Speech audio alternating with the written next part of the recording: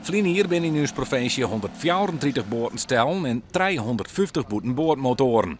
In 2008 gaat het nog om 86 vaartuigen en 333 motoren. Het binnen vooral lietsere boten, like als sloepen, rubberboten en motorboten. Wat de oorzaak krijgt is, kan de politie net zeggen, wel moet de mensen alerter worden, vinden ze. Wij adviseren de mensen om hun boten goed te registreren bij de RDW. En daar zit een bepaald chassisnummer in om dat te noteren. Moet je foto's van de boot, moet je foto's van alle aparte eigenschappen van de boot. Van die manier met denkjes, werd alleen nog jou de boot aan herkennen. Dus kind een goede handeling te wijzen. Alleen nog, ja, daar hoef je net om uit te werken. En de meesten kennen er zelf heel veel om dat zien te gaan.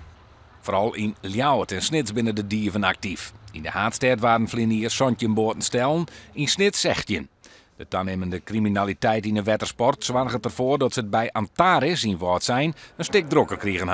Daar bouwen ze tegenwoordig een protte opsporingssysteem in boten. Dit is een boot van de Metro 7, daar bouwen wij het systeem in. Ik vertel niet waar we het systeem inbouwen, maar het systeem wordt op een plek ingebouwd waarvan wij weten waar het zit en wij uiteraard aan de klant niet vertellen waar het geplaatst wordt. Het systeem wat in de boot zit, dat stuurt een signaal uit naar de satelliet. En is de boot op dat moment op een andere plek als waar die normaal gesproken zou liggen, dan op dat moment stelt de meldkamer zich in verbinding met de klant, de koper van de boot in dat geval. En die stelt de vraag van, bent u aan het varen met de boot, ja of nee? En middels een code kan de klant dan aangeven of hij dat is, ja of nee. Er wordt wel heel iets meer stelling wordt waarom voen. Dat komt omdat verzekerders eerst keer dat mensen een opsporingssysteem aan boord hebben. Maar ook komt de politie tegenwoordig gebruik maken van lokboten en lokbotenboordmotoren. De dieven kunnen dan met speciale apparatuur volgen worden.